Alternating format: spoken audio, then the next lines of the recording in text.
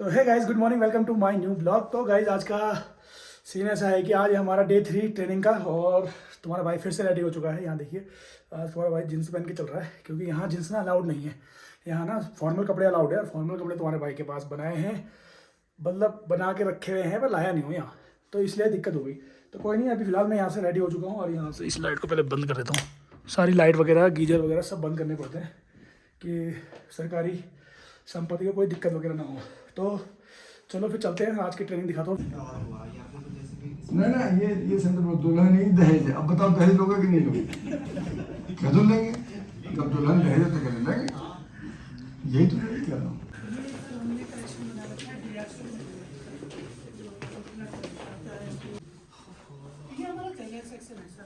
यहाँ पर आपको सब पब्लिक एडमिनिस्ट्रेशन सर्टिफिकेट और रिलीजन से रिलेटेड और आपकी हमारा एक सब्जेक्ट होता है सर लाइब्रेरी साइंस में। ऊपर भी आना चाहिए। ऊपर ऐसे सब हम मिले भी तो ऐसे कंफ्यूज हो रहे थे। हाँ, फिर उनने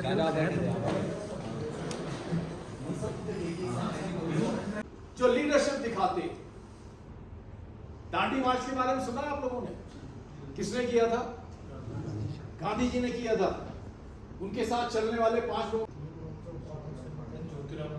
जो बोलेगा वो पांचों बोलेगा, चंदा करके नाम इकट्ठा में, समाज में, विभाग में, कार्यालय में कि लोग कभी बात करें, चर्चा करें तो लोग कहें कि नहीं, पहले उन्होंने किया था, फिर बाकी लोग भी करते। तो इस संकोच से बाहर आइए, लीडरशिप दिखाइए, इनिशिएटिव लीजिए।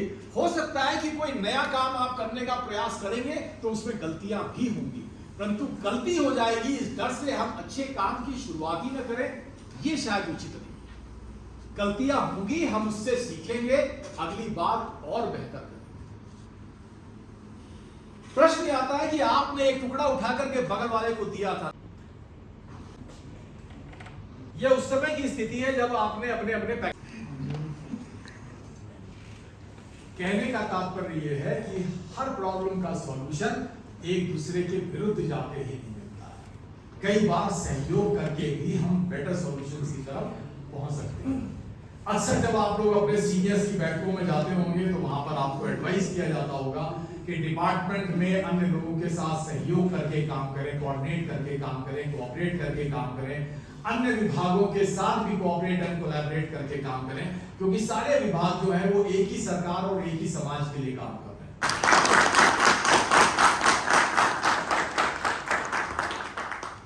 तो गाइज 8 बजे का टाइम और हमारा जिम टाइम हो जाता है। तो हम लोग आए हैं जिम करने के लिए, एक्सरसाइज करने के लिए, क्योंकि हमारी क्लासें चलती है तो क्लासों के बाद ना हमारा फैट ज़्यादा बढ़ जाता है बैठे बैठे, तो इसलिए आ जाते हैं हम लोग फैट लॉस करने के लिए। तो हमारे साथ तुम्हें पता है एज इट इज़ 2 बंदे जो जुड़े रहते हैं, यहाँ देखो तो यही दोनों लगे रहते हैं एक्सरसाइज करने। तो अब चलेंगे हम थोड़ी देर में खाना खाने के लिए यहाँ से, और मिलते हैं आपको आगे। आज दिखाता हूँ खाने में क्या है। टाइम भी हो गया है, ले 8:21। हमें लाइट वाइट तो बंद करके जाना पड़ेगा ना यहाँ से शायद।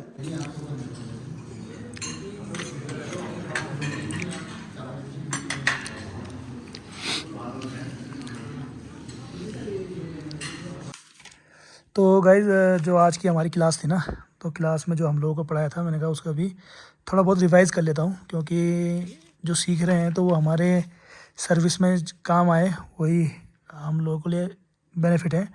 तो आज की क्लास, फर्स्ट क्लास में जो हम लोगों को समझाया था, तो आज की क्लास में सबसे पहले जो सिखाया था हमें, वो सिखाया था पोस्ट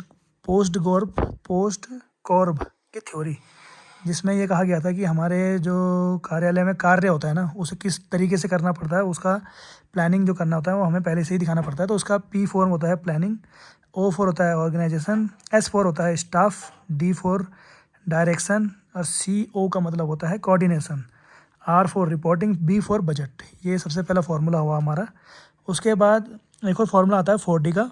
तो 4D का मतलब सर ने जो समझाया था हमें, उसका मतलब होता है डू, डेफर, डेलीगेट और डिलीट। तो डू फॉर मतलब प्रायोरिटी, सबसे पहले जो इम्पोर्टेंट है वो काम वो सबसे पहले करें, और उसके बाद डेफर होता है जो ज़्यादा इम्पोर्टेंट नहीं है, उसको थोड़ा हम लोग मतलब रख सकते हैं काम को थोड़ा बाद में करने के लिए। और डेलीगेट मतलब होता है कि अगर हमारे पास काम ज़्यादा आ गया है तो हम उसको काम को कैसे बांटें कि कौन सा काम इंपॉर्टेंट है, पहले हम उसे करेंगे, प्रायोरिटी उसे देंगे, उसके बाद जो और काम है उसको हम बांट सकते हैं अपने और कार्मिकों के साथ। D for delete. डिलीट मतलब होता है जो हम लोग फालतू की बातें वगैरह करते हैं ऑफिसों में, व्यर्थ की बातें हैं, उनको ख़त्म करें। लास्ट ये एक सर ने हमें समझाया था कि डू का मतलब, जो डू का फॉर्मूला होता है वो होता है 80:20 का।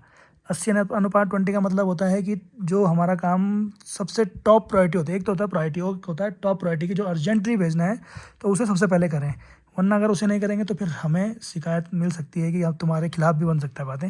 तो ये चीज़ें सर ने हम लोगों को सिखाया था। और हमें सिखाया फिर कंडक्ट रूल्स। कंडक्ट रूल्स मतलब उत्तराखंड नियमावली 2002 की। तो वो हमें बहुत कुछ हैं, बहुत सारे कंडक्ट रूल्स हैं हमारे सर्विस में जो हम लोगों को सीखना पड़ता है। जिसमें सबसे पहले आता है सत्यनिष्ठा से कार्य करना, सत्यनिष्ठा से कार्य करना, और कर्तव्य परायणता, और महिलाओं के साथ व्यवहार, ये सबसे बड़ी चीज़ें हैं। समान व्यवहार, मादक द्रव्य औषधियों का सेवन नहीं करेंगे। और हमारे गुरुजी बताएंगे इस बारे में। गुरुजी इसके बारे में बताओ जरा, मादक वाले के बारे में जरा। मादक द्रव्य मादक मतलब अगर आप जो मतलब कोई भी शराब या चरस या वहाँ पी के अपने जो कार्यकाल में जब आप नौकरी करते कार्यकाल कार्यालय कार्यालय में उस पीरियड में आप नहीं जा सकते हो ना। हाँ। भाई ये है मादक द्रव्य। तो हमारे गुरुजी बहुत कुछ सीख रहे हैं। और तो गुरुजी से ना मुझे, गुरुजी पहले मैं गुरुजी का इंट्रोडक्शन दे देता हूँ। गुरुजी आप अपना नाम बता दीजिए पहले एक बार। मेरा नाम श्याम सिंह है। ठीक। मैं बाजपुर महाविद्यालय में कार्यरत हूँ। ये हमारे गदरपुर के पास ही है बाजपुर। LDC Lucknow club. ठीक है। जी, और कनिष्ठ सहायक कनिष्ठ सहायक में है हमारे गुरुजी, प्रमोट होके आए हैं। और उनको वो मेरी तरफ से उनके लिए बधाई है कि वो कनिष्ठ सहायक बन चुके हैं। वो अब इस वक्त जूनियर असिस्टेंट में हैं। और मैं इनसे ना एक चीज़ बहुत ज़्यादा सीखता हूँ, वो ये है कि इस उम्र में भी इनकी सीखने की चाह, जो ये सीखने की चाह है ना जिनकी, वो मुझे बहुत अच्छा लगता है। क्योंकि मैं चाहता हूँ कि देखो, सभी कहते हैं कि कोई उम्र नहीं होती सीखने की, तो मैं इनसे सीखता हूँ कि हाँ यार, उम्र नहीं है और सीखना है इस उम्र में भी। गुरुजी हमारे, मुझे लगता है आई थिंक 42 साल या 44 साल के हमारे गुरुजी हो चुके हैं और अभी भी सीख ही रहे हैं। देखो, तो इनसे बहुत कुछ सीखने के लिए मिलता है, प्रेरणा मिलती है। पर ये जो रात को जो ये हरकतें करते हैं ना, वो नहीं सीखना मुझे इनसे, वो बेकार है, वो बेकार है। तो ये चीज़ें हमारे कंडक्ट रूल्स वगैरह जो है ना, वो सर ने हमें समझाया था। और गाइज मैं एक चीज़ और बताना चाहता हूँ, जो हमारी सबसे लास्ट क्लास हुई ना, सेकंड क्लास, उसमें बहुत ही ज़्यादा मज़ा आया। वो हमें ना, ये डायग्राम दिख रहा है आपको, ये डायग्राम मैं बहुत ही जल्दी आप लोगों के समक्ष एक स्पेशल इसमें वीडियो बनाऊंगा। इसमें आप लोगों को बताऊंगा कि क्या क्या होता है। ठीक है। सीखने के लिए बहुत कुछ मिल रहा है यहाँ। और मुझे ना बहुत ही अच्छी फैसिलिटीज़ और बहुत ही अच्छी चीज़ ये लगी कि जो हमें सिखाने के लिए सोर्सेज आ रहे हैं ना, वो बहुत ही अच्छे हैं। क्योंकि वो ना हमें बहुत ही प्यार से समझा रहे हैं, सिखा रहे हैं। तो मुझे लगता है कि ना ऐसी ट्रेनिंग में ना आना चाहिए। हर साल सरकार को ना ऐसी ट्रेनिंग करानी चाहिए और लोगों के लिए, और कार्मिकों को भी, जो समझ सकें। हमारे सर लोगों ने ना हमें बहुत कुछ सिखाया कि किसके प्रति कैसे बातें करनी है, कैसे व्यवहार करना है, कैसे रहना है, कैसे कैसे कैसे काम करना है। और सर्विस में अगर आप लोग आ गए हो तो मतलब किसके साथ कैसे व्यवहार रखना है, कैसे नहीं रखना है, वो सब चीज़ें यहाँ सिखा रहे हैं। और बहुत अच्छा लग रहा है। और यहाँ रहने पीने खाने पीने की व्यवस्था बहुत ही तगड़ी है। एक इतनी इज्जत मिल रही है ना, सच में बहुत ही ज़्यादा मज़ा आ रहा है। तो कल हमारा 4th डे होगा, आज 3rd डे था। तो कल हमारा 4th डे है। अब धीरे धीरे करके ये डाउन डाउन जा रहा है, मतलब अब क्लासें ख़त्म होने लग रही है। अब देखो क्या होता है आगे।